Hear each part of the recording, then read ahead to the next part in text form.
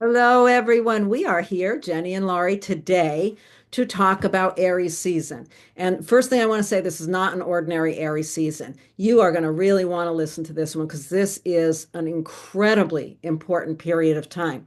I'm not going to bore you all with a long introduction, but what I am going to say is I want you to stay with us through this introductory part of the video because we're going to make an amazing offer at the end of this part of the video before we go into the individual impacts. We're going to make a really incredible offer that you're not going to want to miss.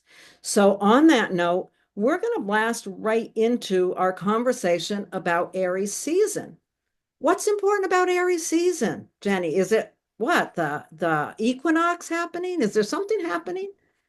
Oh my, there's a lot happening in Aries season, as Lori's mentioning. It's very dynamic, it's very exciting.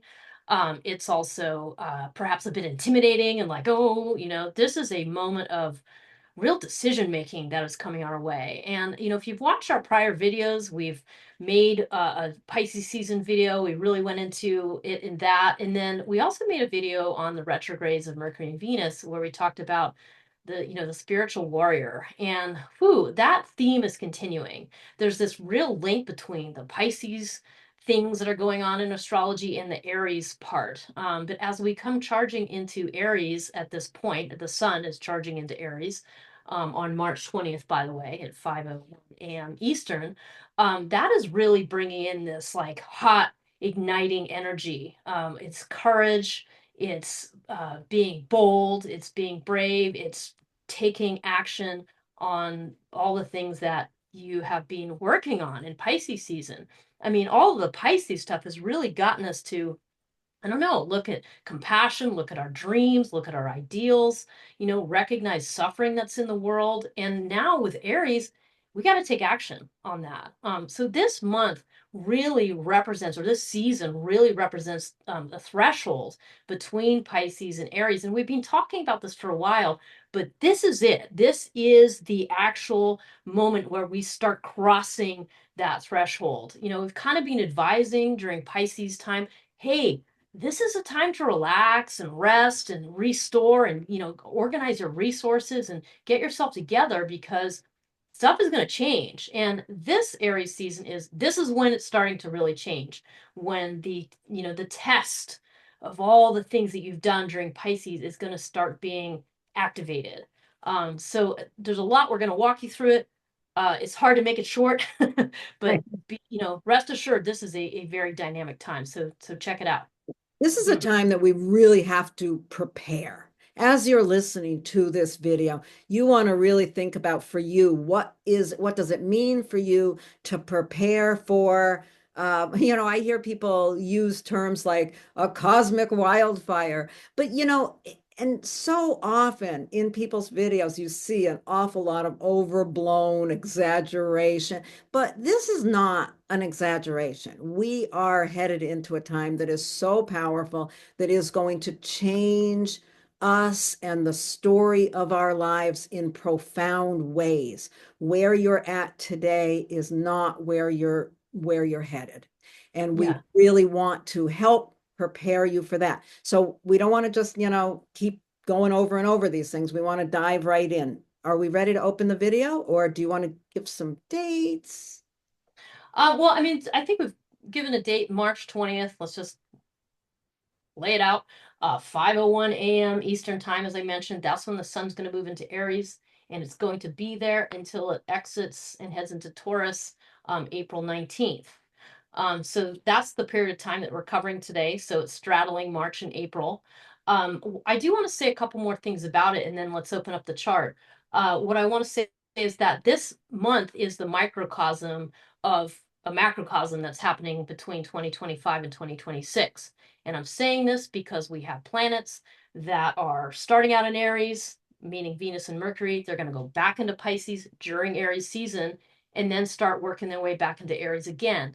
That pattern will be repeated by the slower moving planets of Neptune and Saturn in 2025, the end of 2025 and 2026. You're going to see that same pattern. So the feeling of kind of contraction and expansion that we're going to get now is going to happen in a bigger way, in another way later on. So that's why this time is both a preparation for that bigger shift and also, well, we're in it. We're in it now. This is the in it, but this is the version that's being brought to us by those retrogrades and by the Aries solar eclipse, which is a very important component of the season that we're going to talk about in the breakdown. So I just want to add that, really. Absolutely. That's great. Yeah, this is such a time we have to make decisions of what our truest values are, what our truest ideals are, and discover or identify or confirm what we are willing to stand up for. Wow. Yeah. Yeah. Yeah.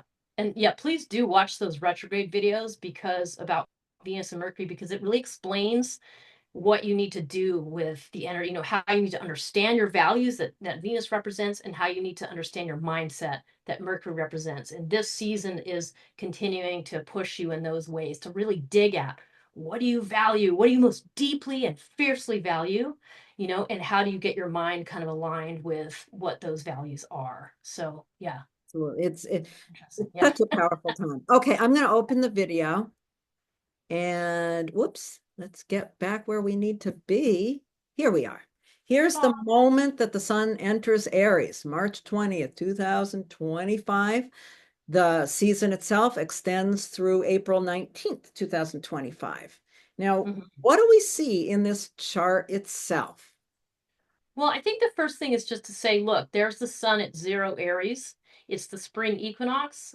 Zero Aries is a point known as the Aries point, and it is a very public point. And you can picture this by look how excited most of us in the northern hemisphere get when it's spring. Oh my! Oh wow! It's the first day of spring. It really brings in this dynamic and very visible point. And if you don't, you could run into any stranger on the street and pretty much be like, "Yeah, hey, spring's coming." It's certainly in New England where we live.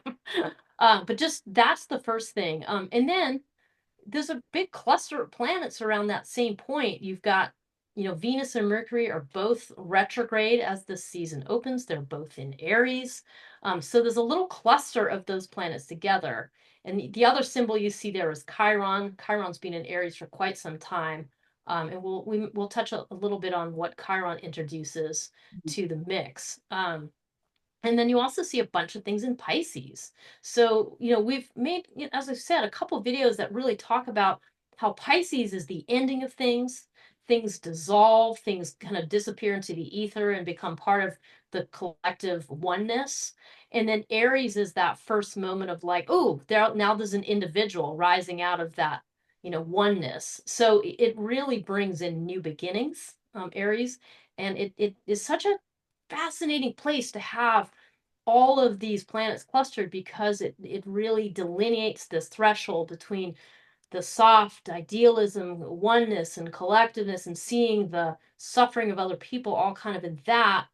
And then Aries is like, okay, and take action, blast off like a rocket, ignite, activate, so it's such a clear It's really difference. fascinating because it is so much different than an ordinary Aries season. If Venus and Mercury were not retrograde, if they were just floating along in a forward motion from our perspective, and if Neptune and Saturn weren't just preparing to go into Aries, then it would be a normal, ordinary Aries season. We'd be excited about spring and life would just be moving ahead. But because of these retrogrades and because these slower moving planets are just getting ready to move in there, it just creates this little tangle here that we really have to pay attention to. Yeah, that whole idea of really understanding what our ideals are, what we believe in, and being willing to move forward, blast forward, develop the courage, find the courage, encounter the courage, Yeah, but take action on what we believe in. yeah. Yeah, so I think that, yeah, just identifying that is the first piece. The second part is, fairly early on in the season or right away, basically, these Aries planets are going to have a sextile with Pluto. We also have a video about Pluto going to Aquarius and have talked about Pluto extensively over the last couple of years in its new place in Aquarius. So that introduces, I mean, in a nutshell, Pluto is empowerment. I know Laurie and I both like to talk about it. We both, tend to suggest this empowerment. There are lots of other faces of Pluto. But let's, with the empowerment one, what this is suggesting is the empowerment of stepping into that, making that decision, stepping into the kind of pioneering spirit that Aries introduces. And it's almost as if Pluto is here to hand us a key. It's a sextile, which is an opportunity. A sextile is considered a softer aspect, but it means you have to observe it and take advantage of it. Otherwise, it just passes you by. So it's almost like Pluto is there extending you this key, this code that you need in order to understand how to activate yourself. And you have to make the effort to take that key. You could just miss it, but you've got to reach out and take it. So I think that I like that image. Yeah, and it's a cultural key. It's something in the bigger picture of the culture. Those planets, Pluto, Neptune, Uranus, these are, the outer planets, the collective planets. They're not real personal. So with the key being offered, it's something outside of yourself. Mm. Does that make sense the way I'm saying that, Jenny? It's Yeah, yeah, it's really important to pay attention to, what you have learned and understood from the bigger picture of the collective over the last few years and realize that somewhere in that, no matter how mucky it might look, somewhere in there is the opportunity to find the courage necessary to move forward. yeah, Yeah, one of the things with that, the opportunities of a sextile, which is a 60-degree angle, a 60-degree aspect, is like Jenny said, we have to actively engage it. We could just put our head in the sand and, stay in Pisces land and drink a bottle of vodka, or we can find that place in the collective that is being empowered and find the key within that. yeah. Mm, No, I yeah. have a little story that goes along with the image that came to me when I was looking at Pluto sextiling these planets early on in Aries season. And the image, this is a Lord of the Rings shout out for those of you who like the fantasy fiction genre things. There's a moment in Lord of the Rings early on in the story where the main heroes of the story are standing in front of the stone door, which is the gate to the mines at Moria, which is the realm of the dwarves. And they're standing there and they're desperately trying to get in because behind them is a lake and there's a monster coming out of the lake and it's starting to try to pick off some of the heroes standing at the door.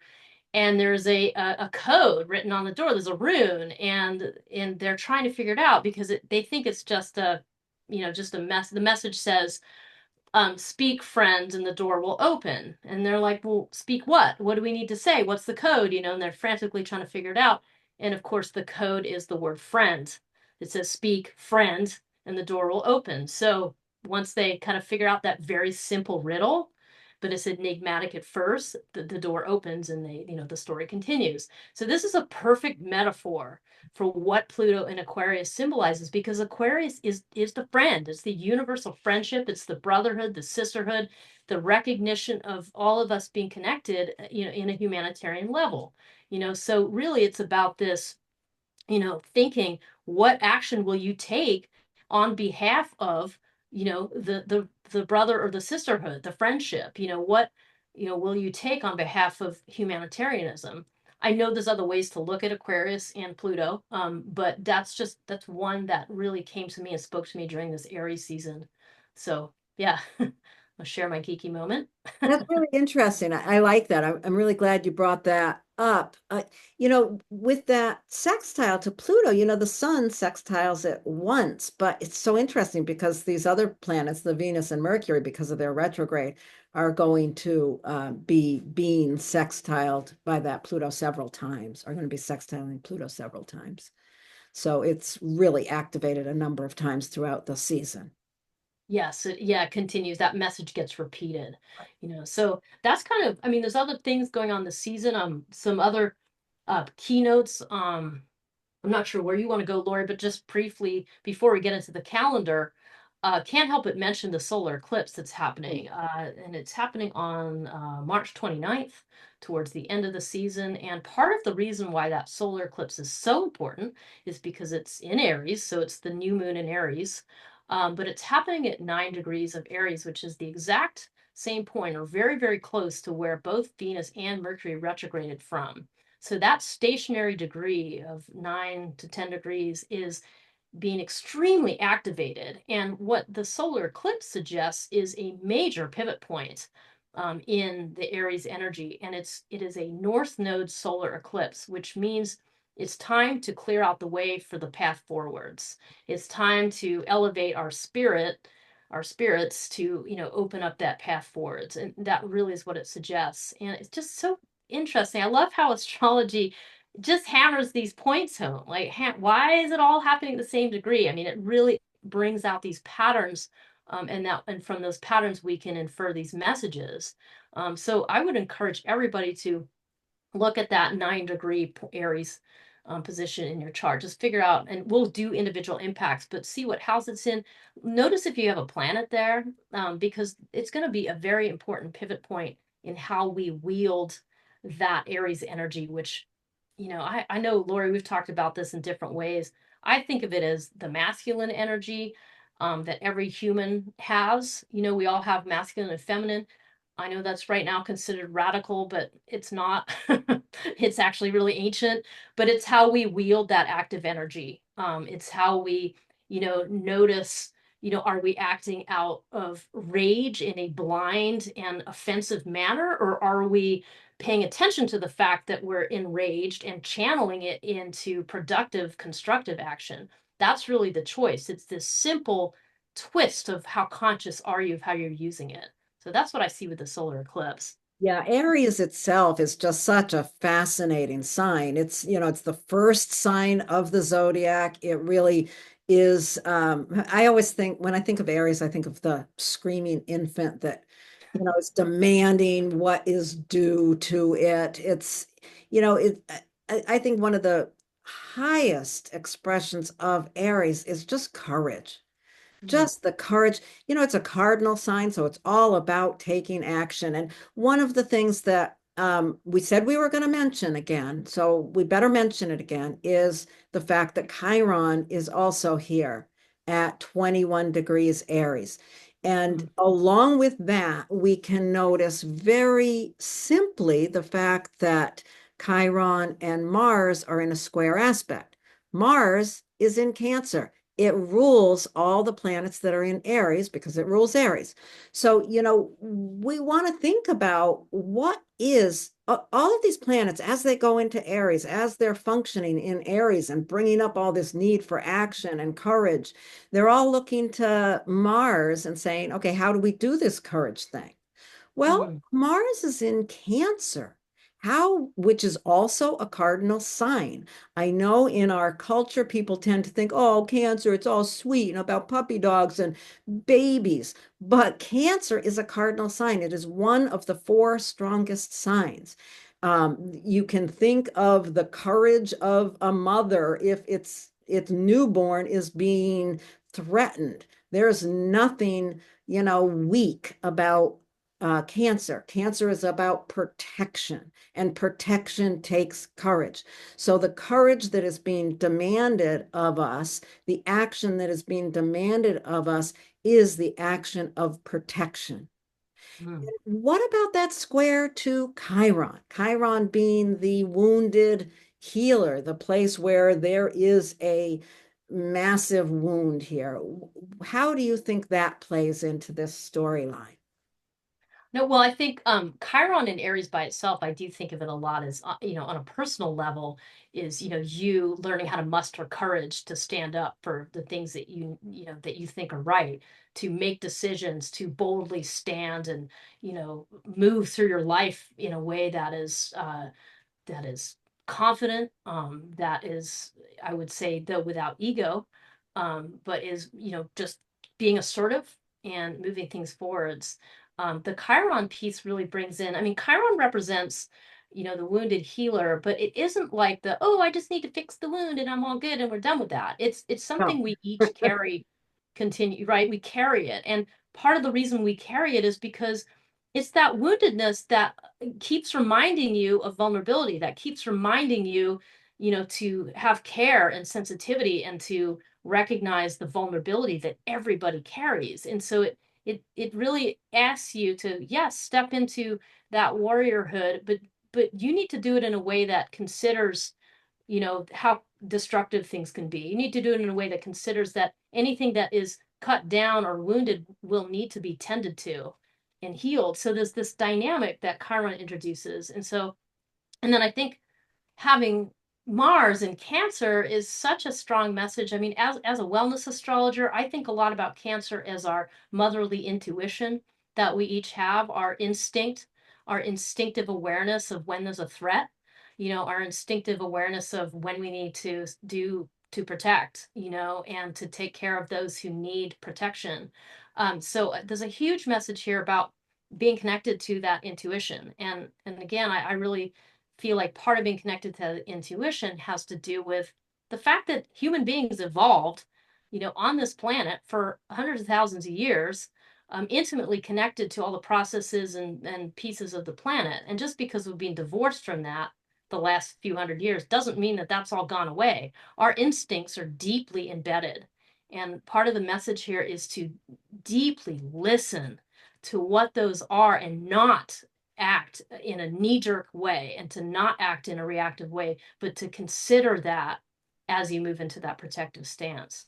Yeah, I feel like, that Chiron there too. If you think about Aries as violence and war and all the negative side of the masculine energy as well. You think how much we as a species have been damaged by war and a lot Mhm. of the courage that we need to show right now, this spiritual warrior is to do what we can to protect humanity from falling into that hole again and again and again.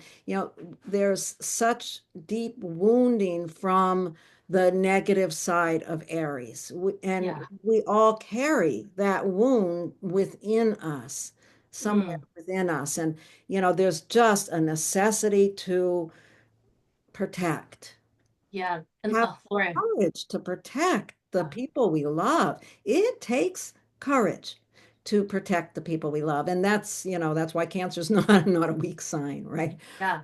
Yeah, it's a powerful, powerful time, and we Yeah. all have choices to make. We all have to look at what is truly important to us and what we are truly willing uh, to fight to protect, to have the courage to protect. Yeah, and I'm really glad you brought up just, how war and violence has damaged humanity because that's really ancient and that is tied into, a turn that was taken many thousands of years in our history of, patriarchy taking over and it really bringing a real imbalance to the balance of masculine and feminine. And on a very broad level, I think that's a lot of what this time is about balancing that masculine and feminine, and it happens inside of each of us. It happens between us, and that's what some of what we need to stand up for. And the final thing I just want to add is what I like about Pluto here is Pluto kind of brings us out of the tribalism of I'm only going to protect the small circle of people that are right here and brings it into wait a minute, we need to look at the bigger picture. This isn't about, I believe this group of people are worth more than that group of people, so I'm going to protect these people, but not those people. It introduces this much broader question about humanitarianism and about our choices that we make here. This is not a video that's saying, only support your tribe and screw everybody else. This is asking of you something bigger and broader and more courageous as you consider all of these things. So I I want to just add one more thing, and this is a shameless plug for yeah. my Substack platform. But I do have an article that I wrote some time ago about Chiron. If you're interested in Chiron, that would help you understand it. And we will have a link in the show notes about that'll bring you to that article because I think that might help you understand what Chiron's about. Okay. Do you want to move on to the weekly? Whew, this is a lot. Um, yes, it's hard because there's more to say, but I think that I Always think more. we'll cover them in the week by week because I do want to talk a little bit about the roles of Uranus and Neptune because we haven't really talked about those, but they are important players. Yeah. And let me just say one simple thing about it. Neptune's going to go into Aries. But there's a lot of contact from the inner planets to Neptune. So we see a lot of that. Neptune's fairly prominent after the solar eclipse. So that Neptunian, like, woo, the compassion, and it really kind of, adds a deeper layer to the Pisces. And then the second thing is there's a sextile to Uranus by planets when they go back into Pisces. So you have this yin sextile, and that really is a wake up call. That's waking you up to I think of Taurus, Uranus and Taurus as talking about climate change, planet Earth, our connection to the outdoors. So those pieces. So that theme is quite prominent as well. And I think that's just the wake up call to informing the actions that you need to take via the Aries lens. So There's a I lot. There's a digress. lot going on. Yeah, there is. That's good though. So Okay. let's touch on this. And here's just a calendar. If you want to take a screenshot of this, it could give you, it has all the aspects, all the major aspects, as well as the lunar phases are all listed on here, and the ingresses of the planets into different signs. Uh, Nice. so the first few days until the last quarter moon on the 22nd, the sun enters Aries on the 20th. And then we have the very first full day of the sun in Aries, of the technical Aries season. Venus in its retrograde, that's what that little RX means, retrograde, sextiles Pluto. So that's the first thing that happens. And then the sun and Venus conjunct at the last quarter moon in Capricorn. Do you want to say anything about that last quarter moon? Yes, just real, you can think of the symbolism of that as the time, it's the last quarter moon, so it's the closing of the lunar cycle. So it's time to really get clear about your integrity, your strategy for what contribution you want to make as you're contemplating these Aries topics. So I like that. It's really just it's a time to adopt the pose of the monk, the hermit, and kind of get clear. Yeah, and I also want to say you're still writing pieces for each of the lunar phases, Jenny? Yes, yeah, yep, it's all part of my newsletter. So if Oh you want to yeah, go to read, Jenny's website, which is hiddenpathastrology.com. Sign up for her newsletter. She does a great written piece for each of the lunar phases, which is really helpful. Okay, so then we're going to go to the next week. What happens there? oh my. So you have this is where the whole Pluto thing's happening. Sun sextiling Pluto. So there's that kind of handoff of, the key from Pluto, the key to your transformation as you step into this new phase. And then the very next day, the sun starts a new, well, excuse me, it's the midpoint of the Mercury retrograde cycle as the sun and Mercury conjunct. So we're at the midpoint at that point. And then you have your Mercury sextile Pluto as well. So that's really the sort of flavor of that first section of time. And then I think that the changing thing is on March 17th when Venus goes back into Pisces. So now it's exiting that heated Aries thing and saying, wait a minute, you need to go back, and we're still looking at our values. We're still looking, Venus represents values. So it's time to still go back and consider. And then the conjunction to Neptune, I mean, this is just like a double statement of, hey, we got to think about what the things that Neptune suggests here, and just look at the big picture. Look at, you know, all of those, the spiritual piece here. Look at your imagination, like kind of draw those things into it. Right. And So, then the eclipse comes on the 29th at the same day that Mercury backs into Neptune, Pisces, and conjuncts Neptune. Yeah, isn't that interesting? Both of those just 2 days apart.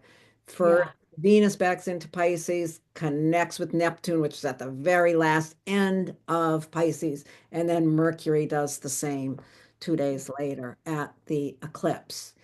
yeah. What more do you want to say about the eclipse? Anything more? Well, volumes, but I I mean, I think I, Pardon covered that eclipse as that. I mean, it is a North Node solar eclipse, so that is the idea of we're, charging forwards on a new path, but also having to recognize where we've come from. An eclipse always means you've got to look at what doors need to be closed to open the new door. So, I mean, it just echoes the themes we're already talking about with the Venus Mercury retrograde, but it does it in a big way. So again, if that's hitting something in your personal chart, you really will be affected by that. Yeah. So check it That out. is 9 degrees Aries, is that right? Yeah. Okay. And then we've got Neptune going into Aries, and that is a big deal. Mhm. That is the moment that we have been waiting for a long time. Neptune has been in Pisces since, do you have that? 2008? No, It's 2011. 2011. Okay, Yeah, so a since long time. yeah, a long time since 2011, Neptune's been moving through Pisces. It's not done completely with Pisces. Like we mentioned earlier, it will retrograde back. It'll do a little more in there because we're leaving something behind, right? Yeah, There's something we will, and we'll talk about this in another video at some point.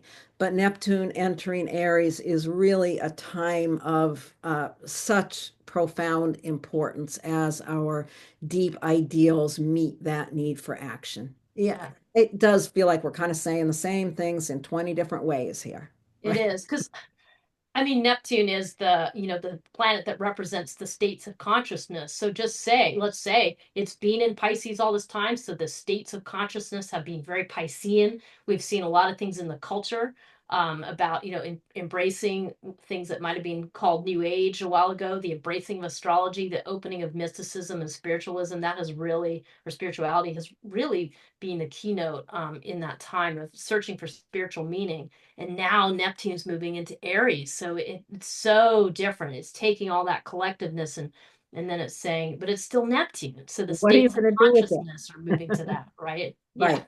How are you going to shift your consciousness, bringing along with it all that you've learned? And Yeah. we don't erase the past, we bring it with us. And I think that's really important to understand.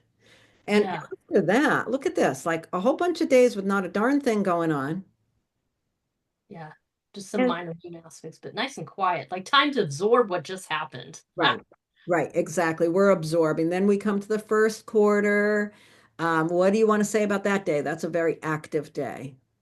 Yeah, it's very active. Well, the first quarter moon is always a crossroads, and it's a crossroads where you got to take some kind of action. And so there's a lot happening that day. So the action, it's a Cancer moon. So it's again that whole thing we talked about Mars and Cancer, where it's time to take action on your instinct, your emotion, your feeling about things, your need to protect that the Cancer moon brings in.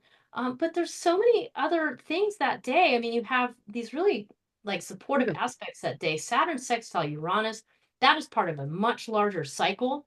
Yeah. So that's kind of, bringing those two components. We're bringing Saturn and Pisces, sextile Uranus and Taurus. There's a lot of yin energy going on there about some of these topics we've already talked about, like looking at the suffering, like working with the physical body to examine, what the impact is of emotions on the physical body. I mean, there's a lot of levels we could talk about there, but that's essentially it. But when you say Mars sextile Uranus, I mean, that's just electric. Yeah, I mean, the that's action that important. you take, it's just like, Yeah. so, Yeah, and then trining Saturn. that's going to be a very interesting Yeah. day. Yeah, and Mm, then Mars trining Saturn, which stabilize, it's like Mars is being zapped by Uranus and stabilized by Saturn at the same time. It's like there's mm, a part of that action that needs the quick action, the sudden like electrification of you see something, you can't unsee it. And at the same time, Saturn comes along. It's like, it's okay. We can structure this. We can stabilize this. We can move this forward. It doesn't have to blow things up. yeah. Yeah. That's, And I like that. That's so interesting. That's a powerful day, that yeah, first quarter moon. that And, really is. it's just, Yeah. And yeah. then we move into the next week. We've got more sextiles and trines. There's so, sextiles are opportunities, trines are gifts. There's so many sextiles and trines in this season. It's really quite amazing. So those are just lovely things we could dig into. But then the next day, we've got Venus conjuncting Saturn, which can be a challenging piece. It's retrograde, so it's really a time of, really considering your values in a really important way, considering them. Um, getting really clear. There's a real need for clarity there. But then Mercury stations direct that day. What a wonderful gift that offers us. We can Mhm. start, really kind of utilizing, when any planet turns direct, it's not like, okay, it's retrograde and then it's direct 5 minutes later. It takes time. Obviously the planets don't station direct or retrograde. They're always moving in the same direction. But from our perspective, it looks like it looks that way, but it Yeah. takes time for it to get back into full motion. It's not something that happens instantly, but this does begin at this time to really be able to understand what your mind has redirected you to, what you've been considering, and what you're going to be bringing forward out of that. Hmm. Yeah. And then And another sextile. Another sextile to Uranus. yeah, and that one's, again, that's a yin one. It's an inward one. It's Pisces to Taurus, so we're looking at the inner workings. I mean, Venus representing values, and it's just a lot here about, paying attention to, what do you see your value as in the collective? Like, what gifts do you have? I mean, it's sort of those questions. And it just like it's interesting how just on the sixth there, the that sextile between the sun and Jupiter. Now that's a young one. That's between Aries and Gemini. So there's something about communicating what's going on with you, like this opportunity to communicate and sort of build connection through your experience. And then the rest of them are all the more yin, more internal things that we're looking at that those few days. The Venus trine Mars and Venus conjunct Saturn and sextile Uranus. Those are all a little more inward facing and just I don't know. But I like that one sun sextile Jupiter. It really brings some life to the whole thing. Yeah, that's a lovely aspect. One thing I see made a mistake here. Venus is still retrograde during the sextile to Uranus. Just to be clear, it doesn't say the RX there. But then the next thing, after we get through those lovely days, we've got the full moon in Libra. And on that day, Venus stations direct. And then things begin moving forward. But we will be making a video specifically about this full moon in Libra. Is there anything you want to say about it beforehand? Yeah, just a couple of things. One is remember this is the full moon that's based on that eclipse, 2 weeks earlier. So this is what's going to come into view, what has pivoted in your life or starting to pivot. This is going to be the first time that you have a chance to reflect on that with a more the objectivity of that Libra gives you. The other thing I think that's interesting about this is Venus at the full moon, Venus is still retrograde. And then I think it's really only a few minutes later, Hmm. Venus station. So there's a big statement there about Venus's role. Like Venus is saying, hey, I'm still retrograde. So there's a little bit of an inward contemplation. And then immediately going direct, it's like, and immediately, start incorporating that realization that the full moon brings. So I thought that was pretty cool. I like that little section. Yeah, No, because the Venus rules Libra. Sorry, I didn't say that. But Venus is the ruler of that full moon. So to have her making that pivot right in that moment, it really imbues the full moon with extra power, especially if you have something at 23 degrees Libra or one of the other cardinal signs. awesome. And then Yeah. we got another few quiet days before Mercury is now in Aries, joining the sun in Aries. Mercury, our voices are going to wake up. Mm. They've done their inner contemplation. They've worked out a deeper understanding of your values, what's important to Mhm. you, what you're thinking about, and now you've got to speak up. And then I just think this is Yeah. so interesting. So then the next day, Mercury conjuncts Neptune, but now they're both at Aries. So they've both passed through that threshold individually. And ironically, for a very rare thing, Neptune did it first. I mean, when does Neptune ever pass? Mercury, like ever get ahead of Mercury. So I think this is a very powerful symbol about your mindset. Like this whole season is, looking at your ideals, look at the way your mind wraps around ideals. Be careful of just accepting what people say verbatim. Like use your own intuition, use your own research, to understand before you just go buying into whatever somebody has said to you, especially because there's so much lying going on at the federal level right now. So that's also the cautionary tale. But I find it so fascinating that Neptune beat Mercury. I Yeah. mean, Mercury's the fastest planet, Right. and Right. Neptune is slow as anything. So that's a very interesting statement. It's sort of saying, hey, we've got to put these, the spirituality, the ideals, the compassion needs to come first, and then, your mind needs to catch up with that memo. You know, Yeah. yeah. So I don't know. Okay, so what's the next? Happening next, Jenny? Look And at then Mars that. enters Leo.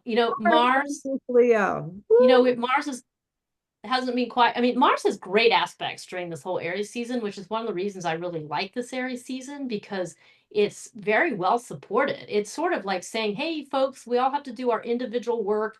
We all have to examine our own values and our mindsets, especially around like where we experience our own, dare I say it, toxic masculinity, where we get, angry and, want to act from hatred. But it's just, you need to slow down and take a step back, and I just, so Mars entering Leo really makes things much more dynamic here. And Mars's positive aspects to this, all these things, these textiles and trines, really says there's a lot of support for you to do that work. There's a lot of support. There's a lot of, there's a container for you to be reflective and to not be harsh with yourself, but recognize, where we all have these struggles and how do you want to use your energy. And then Mars entering Leo just sort of sends that home as a keynote at the end of Aries season. So Yeah. I don't know, Yeah, interesting. Mars has been so activated in the role of protector, and now Mm, it goes into a very different role, yeah, doesn't it? It goes into a role of more of a leadership role than a protector role. yeah, It's sort of yeah, it comes into its own in a stronger way. Mars is more comfortable in Leo, I it would is. say, than it is in Cancer. In Cancer, yeah, it's protecting. In Leo, it's like leading. So then, once that happens, we've got the sun enters Taurus the next day, and we've got a whole new season to consider. Of course, Yeah, just to say it, Aries season is the beginning of spring. And then when the sun enters Taurus, we go into the middle, the stable part of spring as far yeah. as the seasons go. Hmm. So, with all of that, make One thing sure. I wanted to add about Mars and Leo just quickly here is that it went into Leo back in October, and then it retrograded in Leo in December. It went back into Cancer, signifying this much longer process, and then it's stationed direct February 23rd. And then now we're finally back in Leo. So that Mars is representing a much longer process. And I was really thinking about that time period as some kind of ordeal. And so that ordeal is an earlier chapter of where we are now. So individually think about that time period between December 6th and February 23rd for more information. Think about your life in that time period and what kinds of difficulties you encountered, things that made you angry, because Mars refers to anger. So I'm think about those things, I'm so and let glad you that be brought you. that up. I'm so glad you brought that up because, yeah, I mean, personally, I've been so busy focused on Venus and Mercury retrograde, but yeah, they just went retrograde right on the heels of Mars's big retrograde. And now we are finally, yeah, really, really moving that forward. So, with all these planets in Aries and Mars in Leo, we got a lot of fire to contend with. Yeah, and it's kind of like we've all just had this giant overhaul. Right. We've had to drop ourselves off at the mechanic and, get a new differential and get the oil changed and, and get some new tires. And, I mean, it's kind of like that's what these retrogrades all together are kind of bringing us forward, preparing us Yeah. for this change Preparation. that's happening globally and culturally. So, Powerful, powerful. So make sure you take your screenshot of this if you want it. I've kind of highlighted things that make sense together, and I'm going to clear that out. Okay. And then we are going to move Hmm. on. Hold But on. we have something to say, don't we? First, Lori. Oh, yes, we do. But I'm going to pause this for a second. Well, there is something else we want to do. I'm going to stop sharing for a minute because we've got our big offer to tell you about. First of all, I want to say our channel is growing and we're so excited to see it growing. And we're so excited to have all of you here that we decided we wanted to make an offering. Jenny and I love to look at charts together and kind of riff on what we see in people's natal charts. Doing these videos about what's happening in current time is a lot of fun. But Jenny and I really love natal astrology and working with individual charts. So we thought we would ask you to leave a message under here, leave us a little comment, tell us what you'd like to see us talk about. Specifically, obviously questions about astrology, about what you'd like to see us talk about, preferably around natal astrology, around our own, your own personal charts. So ask us, tell us what you're interested in hearing us talk about. And we're going to kind of put all the names in a hat. We're going to pick one randomly, and we are going to create a video and send it to you personally. We'll contact you, through in the responses to your comment. We'll let you know that you've won, and then you can contact us. We're going to make a video for you about your natal chart. So if you want to be in that hat, leave us a little message. Okay? I think that's Yeah. the offering. Anything else about that, Jenny? Yeah, no, just to summarize, make a comment. Lori and I will make a list, and then we're going to pull a name out of a hat, and then you're going to get a free recorded reading of your chart that Lori and I will do together. So that's the offer, and I'm very excited about it, and I can't wait to see what you all have to say and what you want to comment on because we I'm we want to excited. hear your ideas. We might want to pick the person the next video we make. In the intro of the next video we make, we might want to do the picking. Yeah, let's do it. Yeah. Yeah, Okay. we're exploring new territory in the Yeah. Aries spirit. So, yeah, so leave us a message. Tell us what you want us to make videos on and, you know, get a reading. Yeah. Yeah. It's going to be All right. really fun. It's going to be really fun to do that. And now, without further comment, we are going to dive into talking about how you are going to experience this Aries season depending on your rising sign. So let's get back to where we were, which is here. And we're going to start with if you've got Aries rising. Man, if you've got Aries rising, right? If you have Aries rising, this is an extremely powerful time for you. Those planets that we're talking about that are moving into Aries are going right into your first house. The first house is the most personal house. This is about you and how you present yourself in the world, how your personality is presented. So this is a time when it's really going to behoove you to gather your courage to be your most authentic, true self, to speak up for what you know to be right. It's a very powerful time on a very personal level. We have included Pluto. Mhm.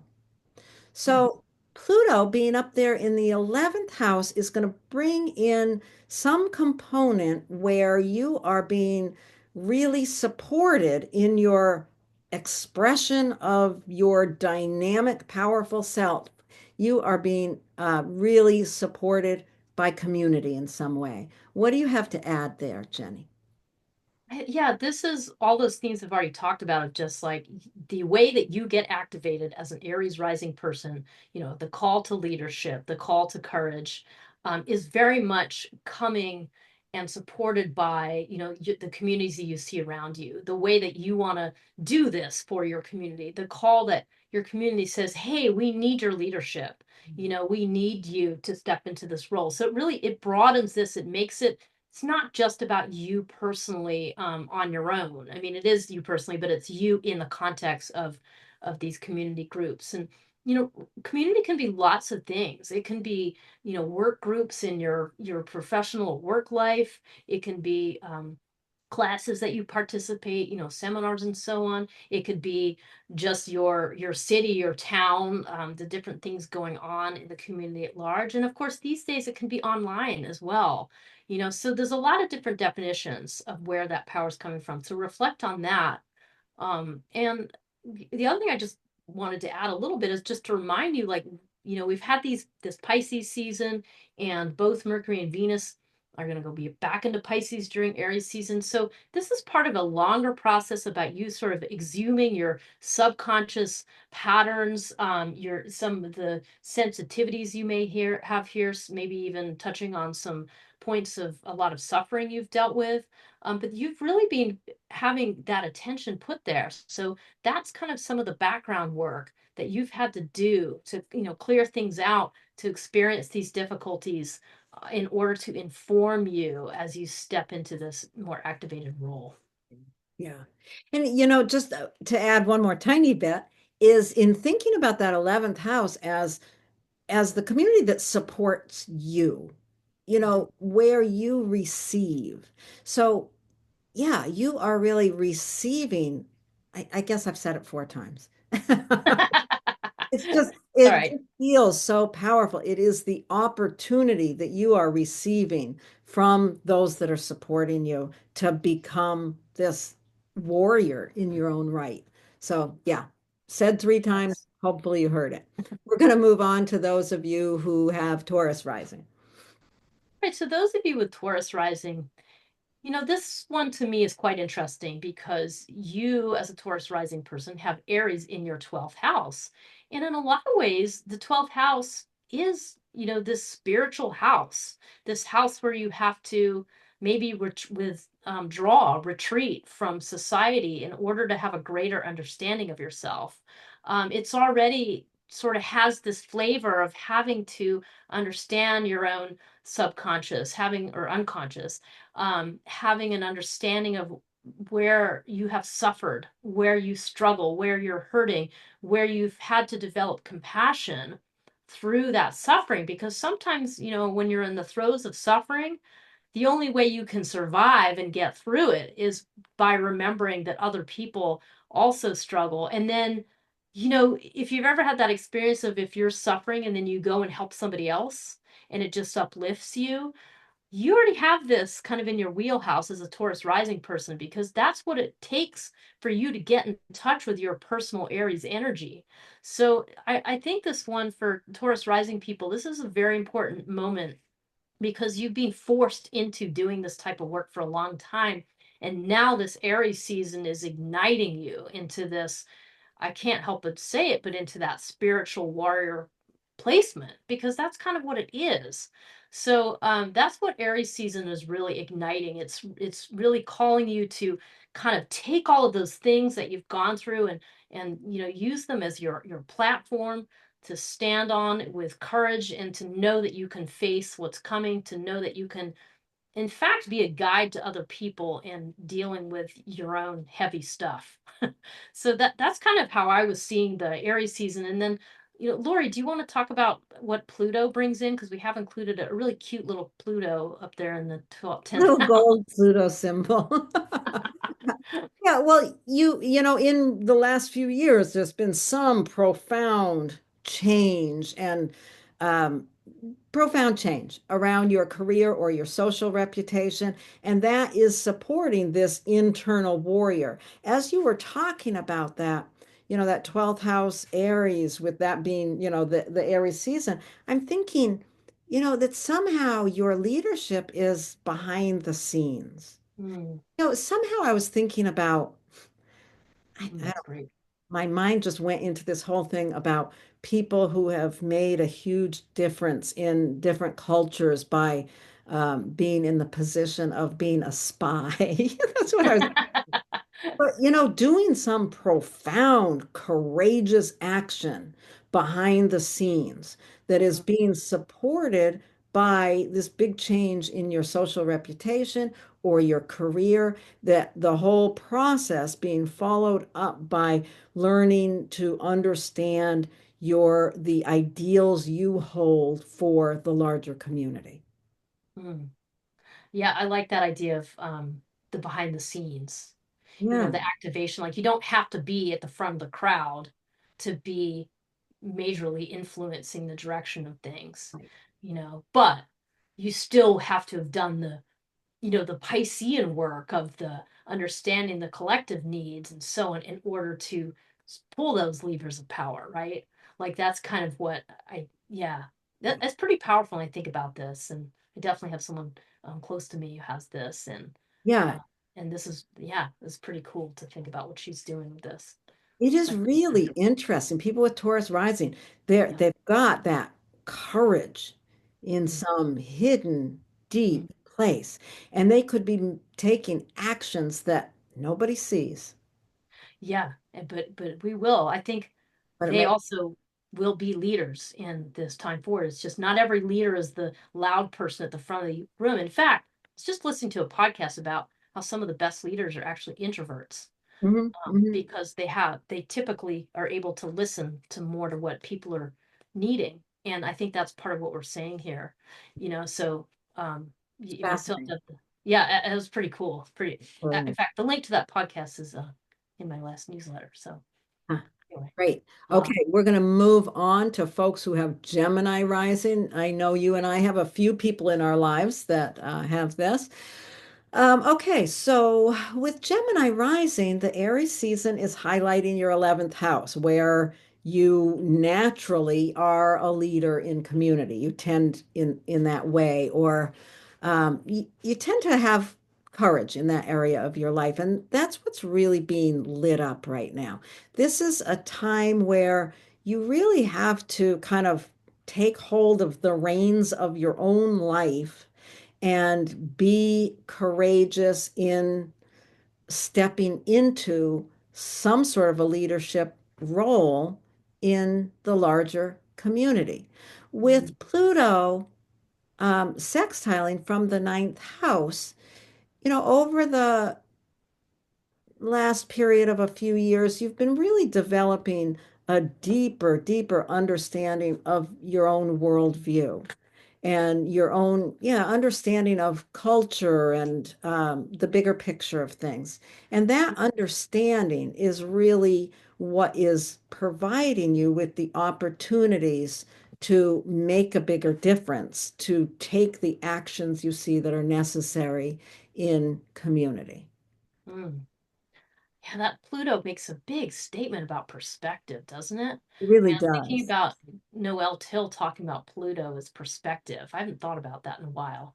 But when I think about Pluto going into somebody's ninth house in Aquarius, I mean, this is someone with an amazing vision perspective for, collective forward movement. So that's really awesome to think about people like that stepping into leadership roles, who activating that Aries leadership in front of groups, and that they really have this perspective that they can share. And then when you add that to all the Pisces work that has been asked of us, where they've really had to develop the um, in their 10th house, like their work life or their social reputation that the 10th house represents, has been a lot of requirement of having to develop the softer skills here, having to be sensitive to what people need in the work environment, to be aware of the much bigger picture and the emotional component of anything that's very public. So that kind of,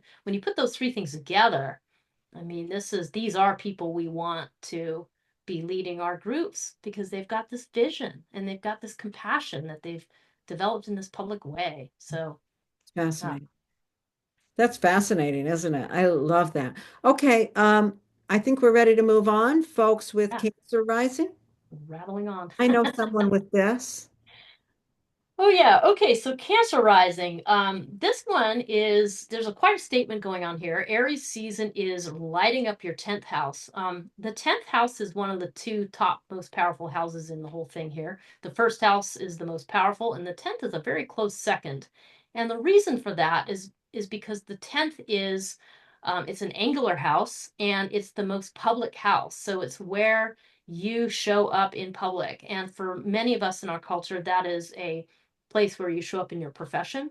And as Laurie always likes to say too, it is definitely your social reputation So whether or not you have a profession, that's not necessarily the question. The question is, where do you show up the most publicly? And with Aries, really Aries season really illuminating that 10th house. I mean, you are being called to action. I mean, this is a CTA big time. This is a time to step up in a new way in your work life, in your professional life and public life. So that's really, I mean, that's it in a nutshell, is you are being activated. And, I'm a Cancer rising person and I can really feel this Mm. very strongly, in my bones. I Mm. can feel that this is the time to step in and apply that fiery energy, and to step into a new level of confidence, step into a new level of just being bold and brave. And part of the reason for that is where Pluto is. Pluto is informing this process in a very positive way. And to talk about that, I'm going to pass this off to Laurie to talk about Pluto. Yeah, it's really interesting. Over the last few years, as Pluto's, played around on the line and finally fully there in Aquarius, your whole manner of navigating other people's deep issues has profoundly changed. You've been really deepening your understanding of your boundaries, what's yours to deal with, what's not, how to navigate those lines. So that understanding that you are really developing on some profound level. I mean, Pluto is no fooling around here. That understanding is really supporting your being able to stand in the light in a public way and be courageous and be brave. And with all of the Pisces that you've been working on, developing, understanding over the years, kind of culminating in this period of time, there's just been an awfully lot of um, developing a really profound understanding of what, your worldview has been really touched by your understanding of human suffering. Mm, And this all comes together in this need to step into public bravely. yeah. You ready? Yeah. Well, I one other comment just because I'm having some realizations, of course, which we always do. We do these, but basically just the simplicity that Pluto moving into the eighth house, not easy, but very fruitful, and it really kind of brings in the understanding of your inner power, and how that inner power interacts with other people's power. So bringing in the power between people and how that informs your ability to be a leader, which is very helpful but difficult. Yeah, I'm glad you said that, between people, because the eighth house, it's not just about how you navigate other people's stuff, like you navigating their stuff. It's shared navigation. Yeah, it's shared power, right? It's shared resources, Yeah. it's shared power, and how you do that. Yeah, Mhm. that's a really good point. So are we Okay. ready to move on? Yeah, we're off. Okay. So if you have Leo rising, this incredibly powerful Aries season is highlighting your ninth house. So for those of you with Leo rising, you've got Aries in that ninth house. You have really determined ideas when it comes to your worldview. And this is a time that, the rubber meets the road, so to speak. It's time to put your courage, your determination behind your understanding of the bigger worldview. That ninth house it's about your worldview. It's about your understanding of culture. It's about all the things that create our worldview. That's why they talk about the ninth house as travel and education and politics and religion, all the things that create our bigger understanding of the world. And you are really being tasked with being courageous in standing in that place and being honestly authentic and true to what your worldview is. Bringing Pluto in is really interesting because Pluto has been, dancing into that seventh house. It's fully in there now. You can see that little gold Pluto there in the seventh house. There has been a profound change in relationship in some way. That could be a profound change in your intimate relationships. It could be a person coming into your life that profoundly changes everything for you. When I think of Pluto moving into I've probably said this in videos before, but whenever I think of Pluto moving into the seventh house, I think of Helen Keller. Because when Pluto moved into her seventh house was when she met Anne Sullivan. Mm, And until then, she had no way to communicate. So a person came into her life and empowered something. It's not always good. I mean, this is, we know somebody right now on the top in politics who has this. And I think that Pluto going into the seventh house can bring amazingly powerful people into our lives for good or for ill. So, it's not always good, but I assume if you're watching this video, you are on a path of self-discovery and self-understanding. And in some way, your relationships are empowering you to be brave and show your authentic worldview in a leadership manner. yeah. I think what's cool to me about this one with Leo rising is that, yeah, just I think Pluto's bringing in the power of social contract, the power of, like, in other words, where you're going to step into this leadership in the ninth house, you're not doing it by yourself. You're not doing it for yourself. You're doing it, you can uniquely step into the power that way, but it's the power of social contracts that Pluto brings in the seventh house, the recognition of how other people support you to your purpose and vice versa. So I think that's a lot of what this is. And because we're looking at the quadrant of the houses, the seventh through the ninth house there, it's this one little quadrant where we're specifically dealing with other people and we're specifically dealing with the social ethos. So put those two things together, and I would advise anyone with Leo rising to think about who can be your partners in this change into what you're embracing.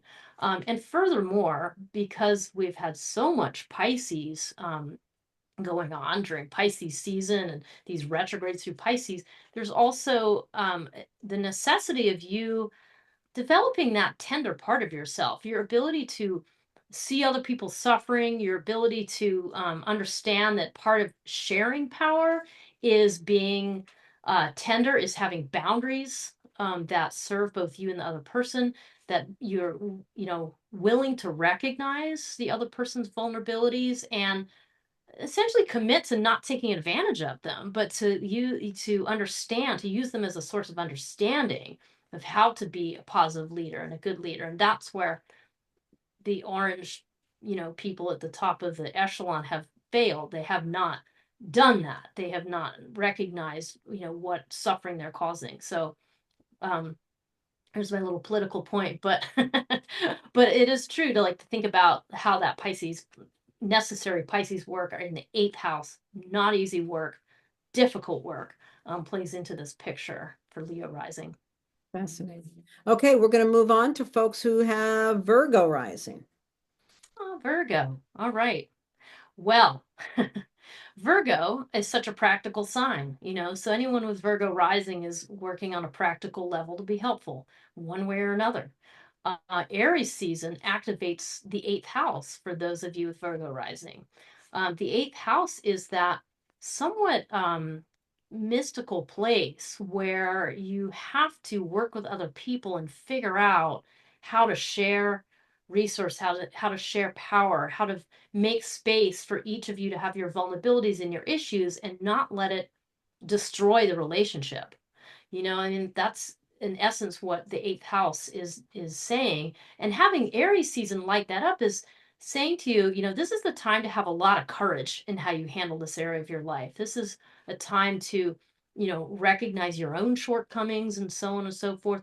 Be accepting of those and extend that same grace to other people. That is a necessary thing, and that's tricky thing to do. The eighth house is a somewhat hidden from our own view. We can't quite easily access it. So there is a need for perhaps the development of ritual in order to unpack that area, in order to understand how you share resources with other people.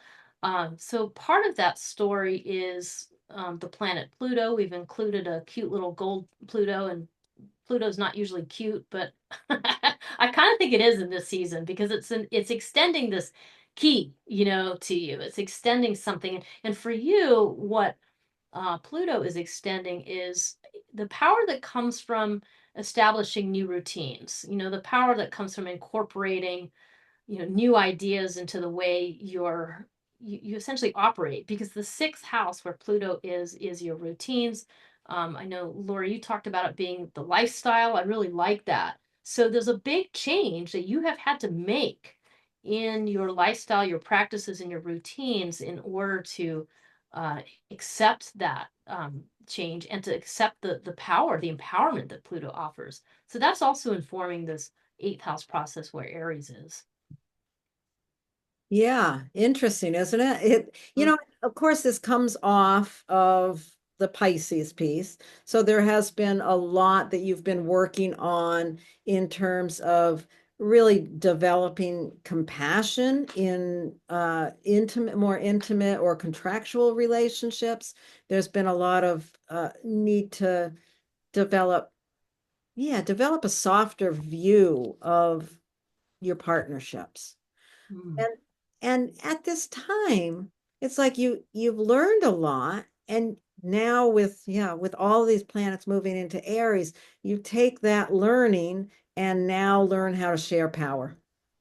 I Mm. think of that a lot. It's like over Yeah. the years with Neptune and Saturn moving through Pisces, just on a personal level, it's like learning to accept, trust, have compassion in partnerships.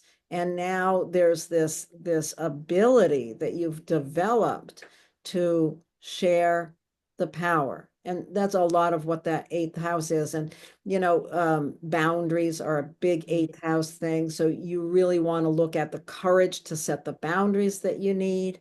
And some of those boundaries are necessary and easy to make because of what you've been learning with Pluto going into that sixth house around your the routines of your life, possibly your physical restrictions. There's a piece of that possibly in there as well. So yeah, this is a interesting time for sure. Yes. Okay, And we're gonna move on then to folks with Libra rising. Oh, I'm waiting for you to talk, but I start this one. Okay, so if you have Libra rising, Aries season is highlighting your seventh house. The way we think about the seventh house is contractual relationships. Really, people tend to think of the seventh house as the marriage partner or the spouse or the, close, intimate partnerships. And it is, but it also includes, your public in a certain way, your any contractual relationship. If you hire somebody to come in and build a garage on your house, that is a seventh house relationship. If you have a therapist, that's a seventh house relationship. Um, little, it's not romantic relationships, which is a mistake a lot of people make. It's not romantic relationships. Romantic relationships can turn into contractual relationships. At any rate, bottom line, your courage is needed when it comes to these kind of partnerships. And this is one of the things that you are really working on is having the courage to develop these relationships. If you've got Libra rising, you tend to always be a little vacillating, trying to please others. Well, it is time to really be courageous around your own needs in partnerships. I would say that's an important yeah. piece. Pluto coming in is bringing a lot of power to your ability from the place of how you give of yourself, really understanding. You've probably been developing a deeper understanding of the value of what you give. Mm. And that understanding of your own value of what you give is enabling you to be more courageous in asking for what you need. Mm. And how does the Pisces piece play in? Yeah, I mean, I think, as we talked about at length, there's also been this a lot of focus on Pisces. We have Pisces season. We've had these retrogrades that are going back into Pisces during Aries season. So that really brings in the necessity of, I mean, the sixth house is routines and practices. So I keep thinking it's the necessity of staying in touch with Piscean ideals through those routines. So maybe that's a little bit of magic. Maybe that's finding flow in your routines. It's something about, yeah, I really like that idea of just the magic at the core of routines. I mean, routines sound so boring, oh, I gotta do this thing. But it's about bringing it to life and recognizing that little bit of flow. I mean, it makes me think of, like Thich Nhat Hanh and talking about when you're doing the dishes, do the dishes, be in the flow of doing the dishes. That's a little bit of what the sixth house of Pisces there suggests. But I also think the sixth house is your fitness routines. There's a lot of ways you can bring magic into exercise and fitness. And I always think about, snowboarding or anything on water, kayaking or paddleboarding, anything where you're floating, or if you're snowboarding, you really feel like you're floating down a mountain. I mean, that type of feeling is what you're working with. So there's been some time to really get in touch with that magic through those routines that is going to allow you to step more into that courageous Aries space of doing partnerships with confidence and with a brave new directive. And I was thinking about Pluto too, like what Pluto brings, and you've already, described this very well and at length. But the idea of joy, I mean, the fifth house is the joy, the whatever you do that just brings you joy. And, so there's something about, even though it's Pluto and it's a powerful planet, it is sort of bringing this idea of the power of joy. When you engage with things and with this full presence of your imagination, and that's how you stay really alive and vibrant in your partnerships, what that Aries represents. I So something. also, there's a few things I want to add here because when we were talking, I think the Virgo rising one is talking about the relationship sector and that it's not about romance, it's not about romantic, but the fifth house is. So, one of the ways this could show up, just silly little thoughts that pop into my mind, but the love affair that becomes the contractual spouse or whatever, because there's some way of that joyful place or that romantic place of the fifth house, or even children can be part of that fifth house. How we give of ourselves is really supporting the development of courage in partnership. The only other thing I wanted to add around the sixth house is with Pisces there, there's the suffering of health that can be part of that Pisces in the sixth house. And perhaps you've been through a period of time. This is one of the great gifts of working with you, Jenny. We have such different perspectives, partly because we're very different ages. And I think it's really delightful that we can, see the the broader spectrum of some of these things.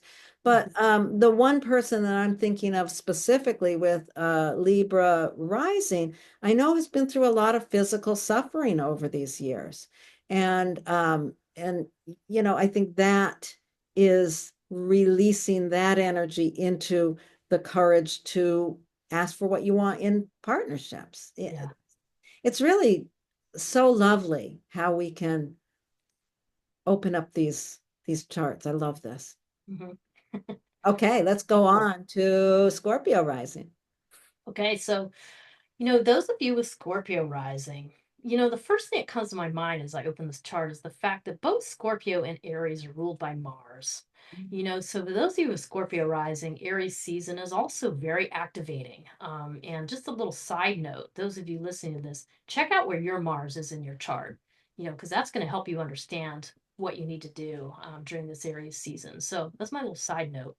But anyway, what Aries season is doing this year is really, or what it does every year, um, is illuminating your sixth house. And the sixth house is that place where we have these routines, we have these practices, we have all these things that we do that are in part about supporting our health, but it's also about structuring our lives so that we can function, so that we can, be effective at work, and we can, eat well and sleep well and all the things that we need to do. I mean, the sixth house gets overlooked a little bit, but it's so important because it sort of serves as the foundation for you being able to be effective in other parts of your life. So those of you with Aries in the sixth house, it's very important that you, first of all, think about the ways that you burn off hot energy, just as a person with Aries here. Like you need to, I always just think it's helpful for people to sweat, something that's enabling you to burn off angst and, because having this Aries energy in your sixth house, it can have implications for your health. So how you manage that frustration, anger, or just, manage the daily stresses of life is very important.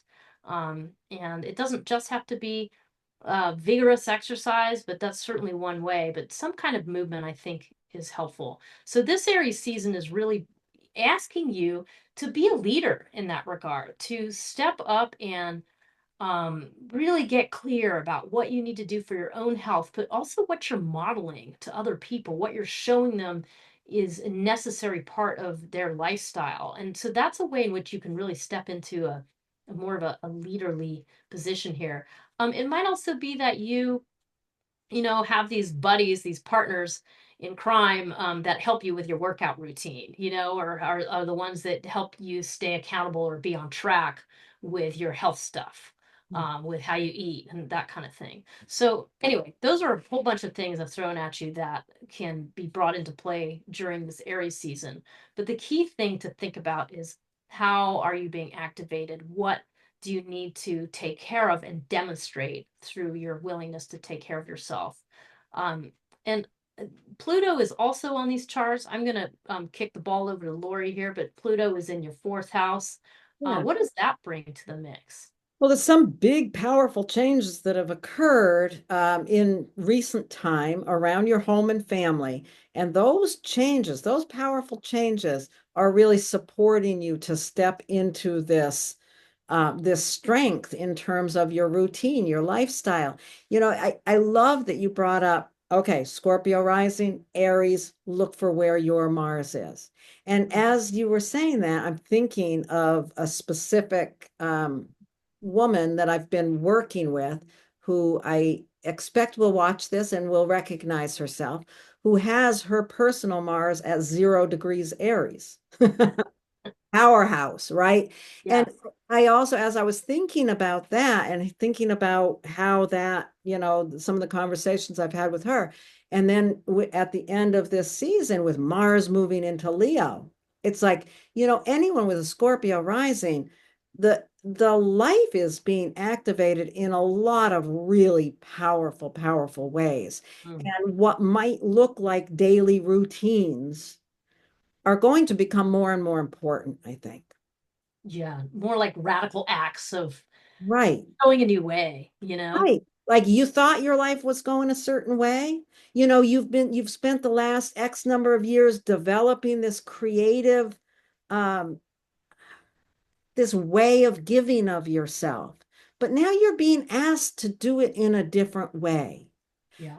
Your life might not be going in the direction for all of us, really.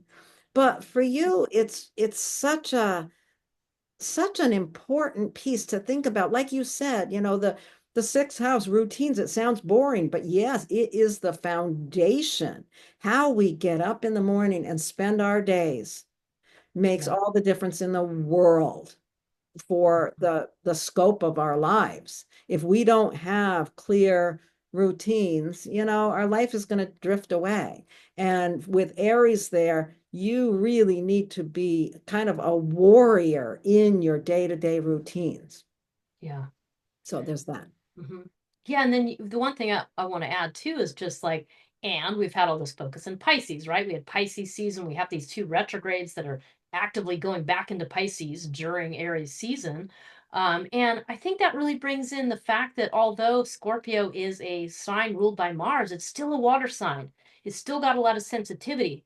And then when you look at that Pisces, and this idea that that's where you give of yourself, that sensitivity, that ability to understand emotional content.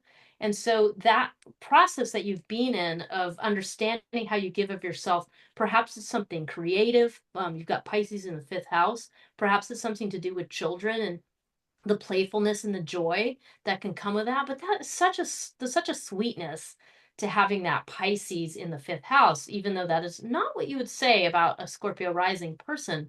But it's very important to recognize that water extension, that there is a real understanding, maybe too much understanding. Sometimes Scorpio people think of them as harsh because there's so much emotional understanding that they have to kind of find ways to deal with it, Yeah. and so that there really is a lot of sensitivity here. And that's where that's going to inform you of how to kind of step more into these processes for your lifestyle. Beautiful. Beautiful. Okay. Moving on. Sagittarius rising. If you have Sagittarius rising, this powerful Aries season is really lighting up your fifth house. What a lovely place to have lit up, right? The fifth house is, it's the house that really relates to playfulness, to how we give of ourselves. The old time astrologers talked about it, as the house of children, love affairs, creativity. It's where we take risks to enjoy our lives. Um, with with the focus being there, you really need to be thinking about how powerful and strong and how courageous you need to be in order to show your truest creativity. There's some, if there's not some nervousness around your creativity, you're not quite doing it right. If it doesn't take courage to be creative in the way of your creativity or the way you give love, if it doesn't require some courage, you need to look at that because for you, giving of yourself takes courage. And this is a time where you really are um, pushed toward developing that courage in a really powerful way. Mhm. Pluto, on the other hand, we've included that little gold Pluto there, which has relatively recently moved into your third house. There's a lot of the idea here is that you're really developing a strong humanitarian voice. And Mm. it's time to allow that voice or that way of yeah, it's like opening your voice in kind of a local manner, in your immediate environment. You need to be really using the power of your voice to be the key that unlocks your creativity, your powerful creativity. Mhm. Hmm. Yeah.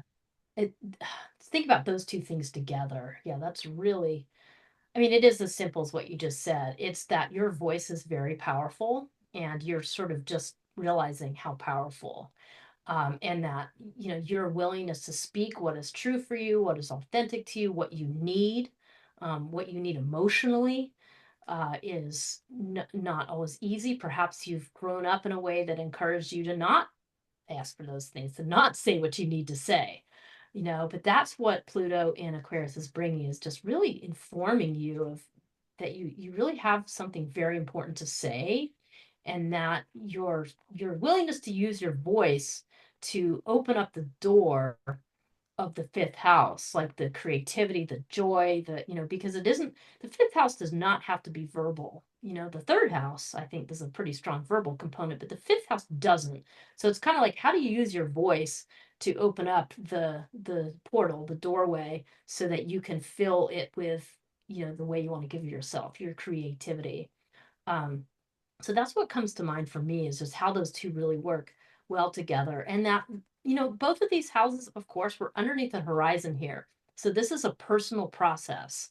And this is the personal thing of committing to your own, personal things that you need to do, and then trusting that your life is a mirror for other lives, so as you do your own personal thing, that's by definition showing up, as you doing your story, and other people, you're giving people permission to live their story in the same way by doing your personal work. And the other piece is that because there's been so much going on in Pisces, there's a huge theme of the dance between Pisces and Aries. You've really had a chance to suss out that Piscean fourth house that you have, the deep emotional foundation, the sanctity of your home, your family life. There's a real tenderness there, and an ability to let yourself go and be in flow, in a positive way in that home and family life.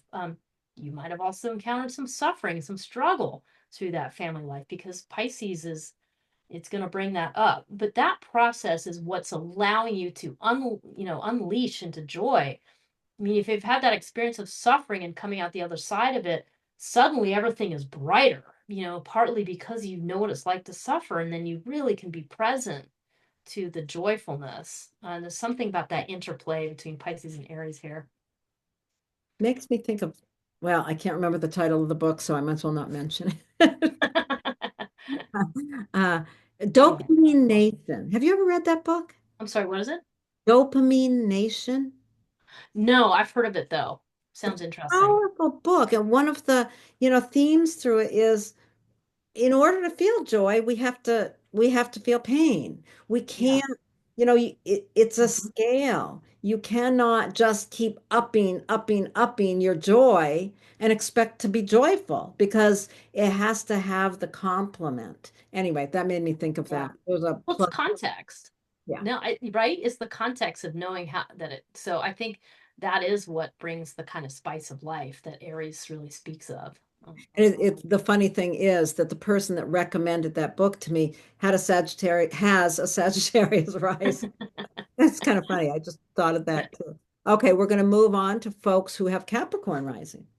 All right. So those of you with Capricorn rising, you have a cardinal sign on your rising sign, which means that Aries season is also lighting up a place where you have, a lot of power, agency here. So Aries season is lighting up your fourth house.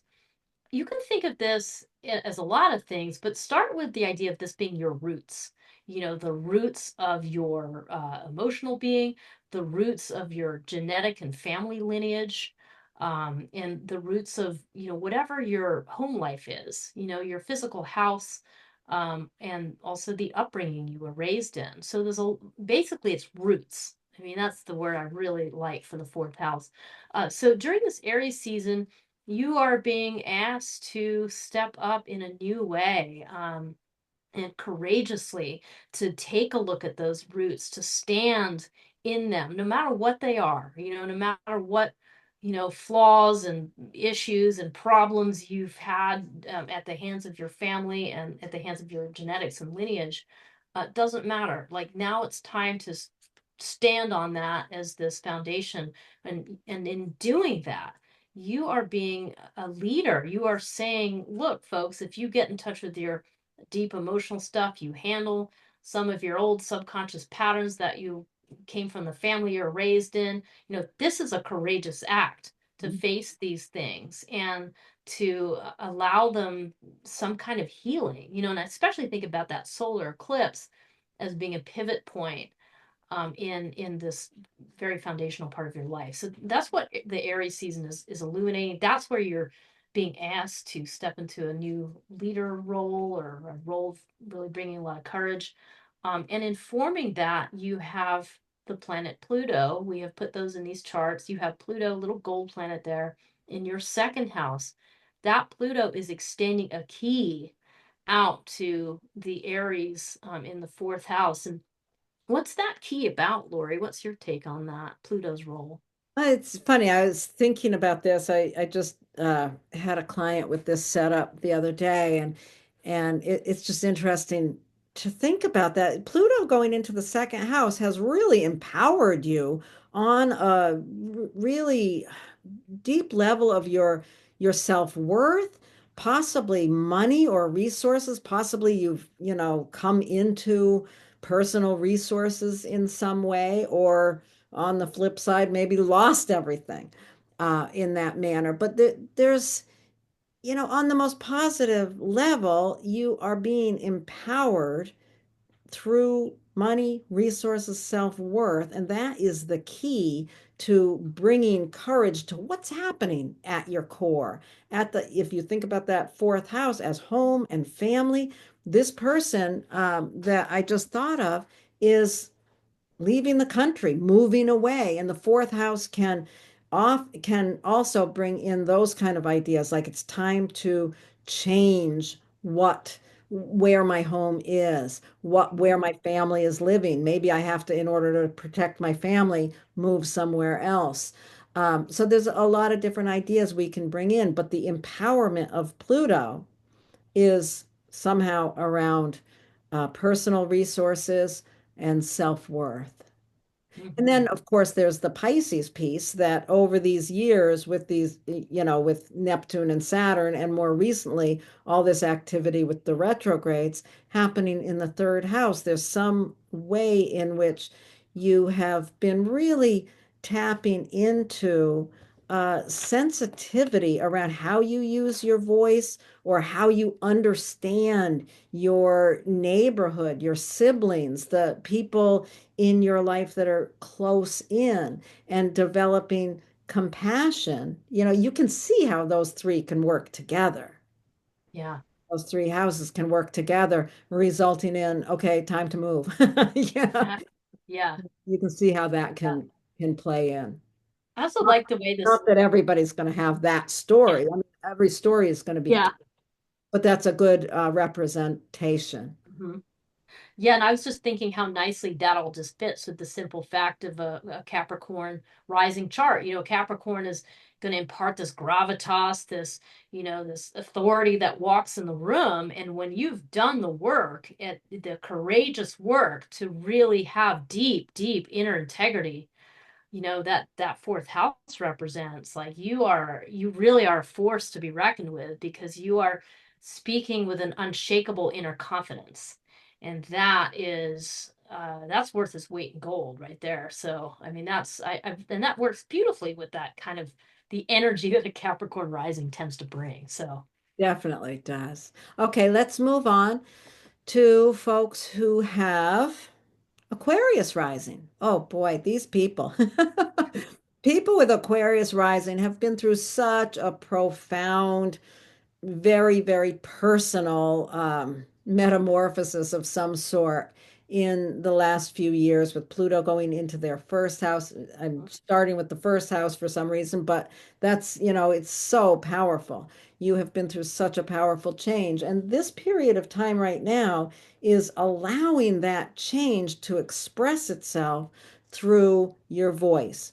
The Aries season is really highlighting the third house, which is how you use your voice, how you communicate. You can also think of the third house as your immediate neighborhood or siblings, neighbors, whatever. It's the immediate environment and how you use your voice there. So somehow the powerful change in your personality is really the key to your being able to be or become a leader with your courageous voice. mhm. Aries in the third house, that's a courageous voice, Yeah. right? Hmm. What Yeah, do you think absolutely. about the Pisces to Yeah. Aries threshold piece here? I think it plays in so well with the courageous voice, because it speaks to the need to really go delve deep into sources of suffering that have to do with perhaps not valuing yourself enough, perhaps being born into generational poverty could be a thing. There's a lot of ways that Pisces in the second house can present, yeah, just suffering and difficulty around money and resources, perhaps them being ethereal and hard to get at, or hard to understand, or hard to understand your own self-worth. But at any rate, it speaks to a necessary process of really coming to grips with those things and being kind and forgiving to yourself, really actively, forgiving yourself for whatever things that you are maybe scolding yourself for, or thinking you're not good enough, you're not worthy for some reason. So that process really lends itself to like you have no problem speaking out when things need to be spoken out about because you've been there. You've been to those dark places. You've struggled with those difficulties. And so when it comes to speaking out, especially if it's on behalf of someone else, because you've done this necessary work, like you are forced to be reckoned with, and you're not, you might be, I mean, you might be internally afraid or scared or fearful or whatever, but you're going to go ahead and be forceful and strong and confident in your voice. And it's because you've done that work. It's not because you have some ego, it's because you just know what that suffering can be. So that's what I how I think it plays in. That's interesting. That's great. Okay, we're going to move on now to Pisces rising. Dun, dun, dun, dun. Well, Pisces rising, yeah, this is I mean, you'll look right away at this chart and you can see there's your Pisces rising and you see the bright golden sun down in the second house and you see quiet little Pluto up there in the 12th house. And so you can kind of see how those three houses straddle um, your ascendant, essentially. So let's talk about what that means. First of all, the Aries season itself is illuminating your second house. The second house is your resources, whether that's your deep internal resources of how you value and take care of yourself and love yourself, or the much more external, your finances, your financial resources, the possessions you have at your disposal. That's what Aries season is lighting up. And it's asking you during this, you know, crazy 2025 time period we're in, is asking you to be courageous in how you use those resources, how you view them, how you apply them towards being a leader in some way, or to be courageous and step up and show other people a way that they can be with their resources, one way or another. So that's what Aries season is lighting up. And the second house, it is not an easy house. It's one of the ones in ancient astrology. It's considered one of the most difficult houses.